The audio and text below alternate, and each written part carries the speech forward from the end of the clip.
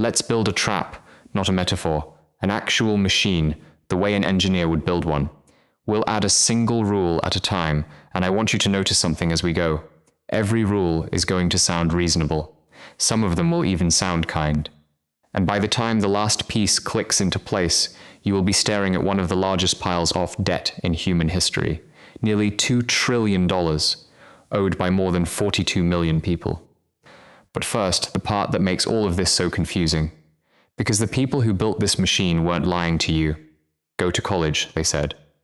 Get the degree, it's an investment. And on average, they're right. Someone with a bachelor's degree earns around $80,000 a year. Someone with only a high school diploma, around $48,000. Stretch that gap across a working life and it adds up to more than $1 million. On paper, a degree looks like the best deal you will ever sign. So here is the fact that should stop you cold. In just the first 3 months of this year, 2.6 million Americans fell into default on their student loans. Not a little late, not slightly behind, default. Right now, more than 1 in 4 federal borrowers is either delinquent or has already gone under, and the typical person drowning isn't a kid who partied through 4 years and never grew up. The average borrower falling into default today is almost 40 years old. Most of them were paying on time for years until something quietly snapped. So which is it? Is college the best investment of your life or a debt sentence swallowing a generation? The uncomfortable answer is that it's both. At the same time, by design, this is not bad luck. This is not a handful of people making dumb choices. This is not a system that broke. A broken system fails at random. This one fails the same way, for the same kinds of people, over and over, and something that fails that predictably isn't broken at all. It's working exactly as built, so let's look at how it was built. Let's assemble the thing ourselves, one rule at a time, and watch a reasonable idea harden into a trap with no exit. And somewhere on that blueprint, stay with me, you are going to find your own signature, because if you ever took a loan, co-signed one, or you're raising a kid who's about to, you didn't only get caught in this machine, you helped pay for it. One more thing before we start. Hold it in the back of your mind the whole way through. By the end of this video, I'm going to show you a single number that explains how a person can make a payment every single month for 11 straight years and end up owing more than the day they began. That number is not a glitch in the machine. It is the entire point of it. Rule 1. Anybody who wants to go to college can borrow the money to do it, almost any amount, and the loan is guaranteed. It gets approved no matter who you are, no matter what you plan to study, no matter whether that degree will ever earn enough to pay it back. On its own, this rule is beautiful, genuinely. It's the most democratic idea in the whole system. Before this, college mostly belonged to families who already had money. This rule says a kid from a trailer park and a kid from a mansion can walk into the same lecture hall. Talent, not bank balance. That's the dream, and it's a good one. But notice what we just did. We handed a 17-year-old, someone we don't trust to buy a beer, sign a lease, or rent a car, a blank check, with their own future as the collateral. We told them to bet tens of thousands of dollars on a decision almost none of them have been taught how to evaluate. And we called it opportunity. By itself, a guaranteed loan isn't a trap. It's just generous. The trap needs a second rule. Rule 2. When that loan money changes hands, the college gets paid up front, in full. Today, 4 years of tuition, the same amount whether you graduate into a 6-figure job or drop out in year 2 with nothing but debt. Stop and feel how strange that is. Think about almost anything else expensive you buy. Buy a car that turns out to be a lemon and the dealer takes a hit to their reputation. Hire a contractor who builds you a house that falls apart, and you can come after them. The seller has skin in the game, some reason to care whether the thing they sold you actually works. The college does not. Once the loan clears, the school has its money.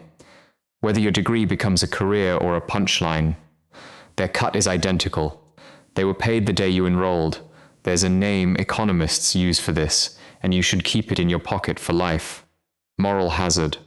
It's what happens when the person making a decision doesn't have to live with the consequences of it. When the people setting the price, approving the loan, and selling you the dream carry none of the risk if it all goes wrong. They keep the upside, you keep the exposure. That is moral hazard. And we just bolted it into the foundation. So now we have two rules. Anyone can borrow, guaranteed. And the seller gets paid no matter what. The incentives are already bending, but there's still one thing that could save the borrower. One escape hatch. So to finish the machine, we have to weld it shut. Rule 3. This debt, almost alone among every kind of debt in the country, cannot be erased. Run up a credit card you can't pay? There's bankruptcy. Your business collapses? Bankruptcy. Even a gambling debt. Even a mortgage on a house that's now worthless. The law gives you a way out. A hard reset. A door-marked exit. It exists because a society decided long ago that a person shouldn't be chained to one mistake forever. Student loans are different. For decades, they have been made nearly impossible to discharge in bankruptcy. You can lose your job, your health, your home, and the loan stays. You can be 70 years old, the loan stays. They can garnish your paycheck. They can take a slice of your social security. This debt follows you, by law, in a way almost nothing else in your financial life ever can. And there it is. The machine is complete. Look at what we built. 3 rules, and not one of them is cartoonishly evil. Each has a reasonable defense. Rule 1 opens the doors. Rule 2 keeps the colleges running. Rule 3, they'll say, stops people from gaming the system. Reasonable. Reasonable. Reasonable, but stack them and watch what happens to the people in the room. The buyer, the teenager, takes on all of the risk and can never escape it. The seller, the college, takes on none of the risk and gets paid first. And the money in the middle is guaranteed to flow no matter how high the price climbs. So ask yourself the question, this whole machine depends on you never asking. If a college knows the loans will always be approved, and it gets paid up front regardless, and the student can never walk away from the bill, then what, exactly, stops that college from raising its price? Nothing. Nothing stops them. So they didn't stop. This is the part you can see right there in the data, and it's brutal. Over the last few decades, the price of college has climbed far faster than wages, faster than inflation, faster than almost anything else a normal person buys. Not because the professors got 3 times better. Not because the teaching got 3 times deeper. A lot of it went to things that have nothing to do with learning at all. Lazy rivers and climbing walls to win the campus tour arms race. And an army of administrators that at some of the country's richest universities now outnumbers the faculty 3 to 1. When the money is guaranteed to arrive, you don't have to spend it wisely, you just have to spend it. And here's the cost almost nobody counts. When you give a school 4 years and a small fortune, the tuition isn't the real price tag. The real price is the tuition plus everything you gave up to be there. 4 years of wages you didn't earn, 4 years of experience you didn't build. 4 years your money wasn't growing somewhere else. Economists call that the opportunity cost, and it is the single most ignored number in this whole decision. The brochure shows you the sticker price. It never shows you the road you didn't take. Add it all up, across the country, and the machine has spit out one staggering number. Nearly $1.7 trillion owed to the federal government. More than 42 million people carrying it. A pile so heavy it now decides when an entire generation gets to buy a house, start a business, have a child, or retire. We built that with 3 reasonable rules. But a machine is just a blueprint on a table until someone switches it on. And the thing that powers this one, the reason millions of people line up every year to take the bet, at almost any price, isn't greed, and it isn't stupidity. It's something much harder to see. So let's switch it on.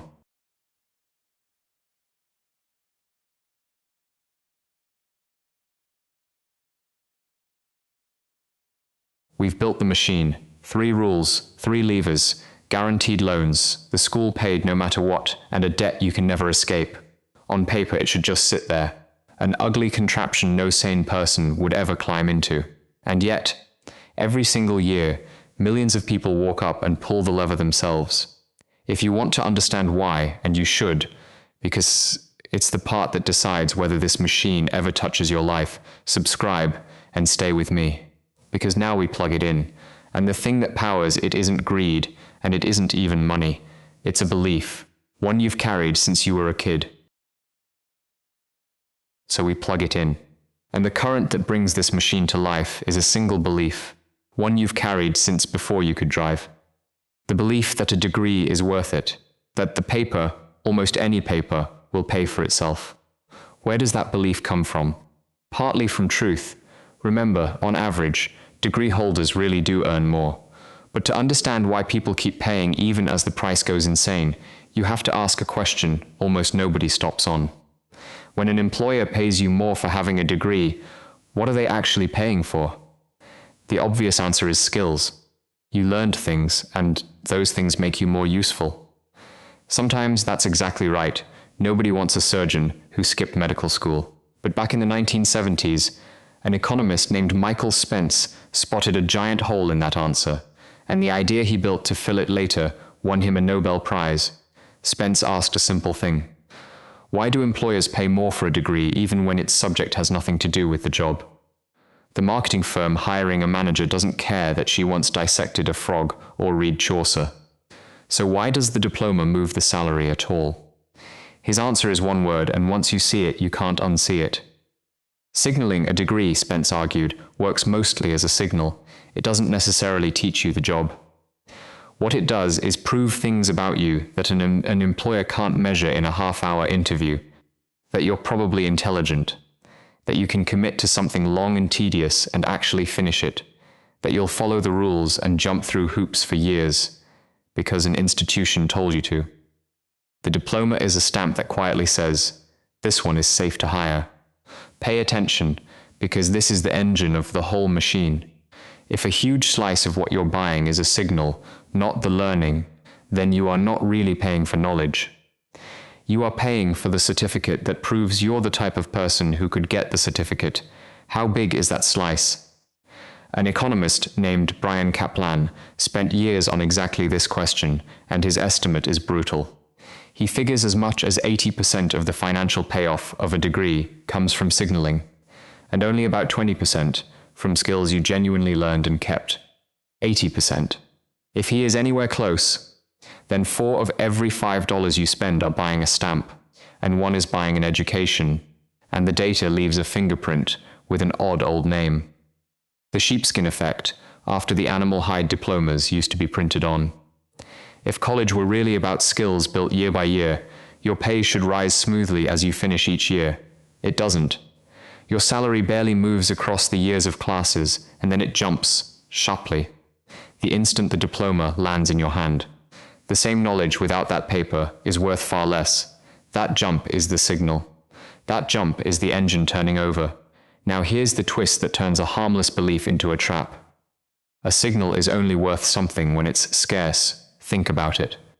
When almost nobody had a degree, holding one made you stand out, a strong, rare signal. But the more people who carry the exact same stamp, the weaker that stamp gets. And over the last few decades, the number of degree holders exploded. So the signal faded, and employers, drowning in applicants who all waved the same paper, did the only thing they could to sort the pile faster. They started demanding a degree for jobs that never needed one. The office job, the sales role, the front desk your parents once got with a high school diploma. Now it reads, bachelor's required for the exact same work. Not because the job got harder, because not having the stamp became a reason to toss your resume in the bin before a human ever reads your name. There's a phrase for this, the paper ceiling, and it means you don't get the degree to get ahead anymore. You get it just to not be locked out, so watch the loop close, because this is where the machine starts powering itself. The belief tells everyone to get a degree, so everyone does. That floods the system with loans, guaranteed by Rule 1. Guaranteed loans mean colleges can raise the price as high as they want, because Rules 2 and 3 promise they get paid and you can't walk away. The higher price means you borrow more.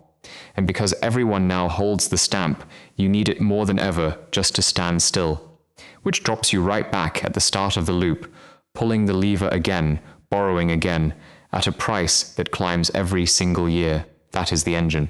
Not greed, exactly. Not stupidity. A feedback loop where each part feeds the next, And the faster it spins, the more it costs the person standing in the middle of it. The belief funds the price. The price demands the loan. The loan deepens the need. The need renews the belief, and the people who built this machine never even have to lie. They can stand at the front of the campus tour and say, completely truthfully, a degree is a good investment on average, while the loop quietly sorts the crowd behind them into the few whose degree pays off and the millions whose doesn't, and collects in full from every last one of them either way, so the machine runs. It's powered, it's spinning faster every year. There's only one thing left to see, what it actually does to a real person when it grinds all the way down.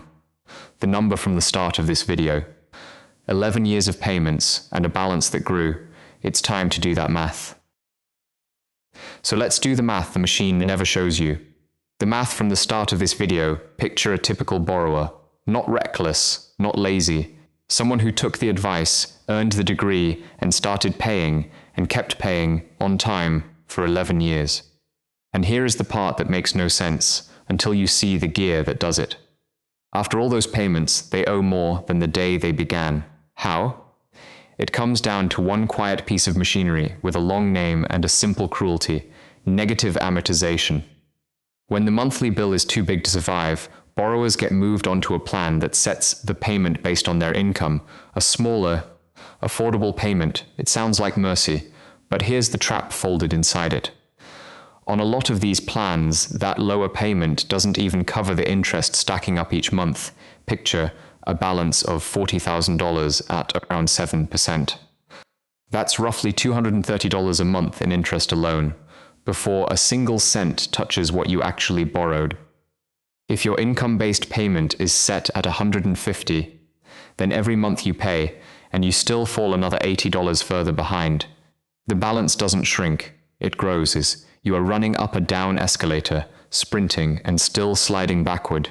Then, every so often, that unpaid interest gets folded into the main balance, capitalized they call it, and now you are paying interest on your interest. And when the pandemic-era pause finally ended and the payments switched back on, millions of people who had been treading water got pulled under all at once. That is how you pay for 11 years and owe more. It was never a glitch. It is the machine, doing exactly what it was built to do, and now you can see the engine for what it truly is. We are taught compound interest as the great miracle of money, the snowball that turns a little into a lot, if you just wait.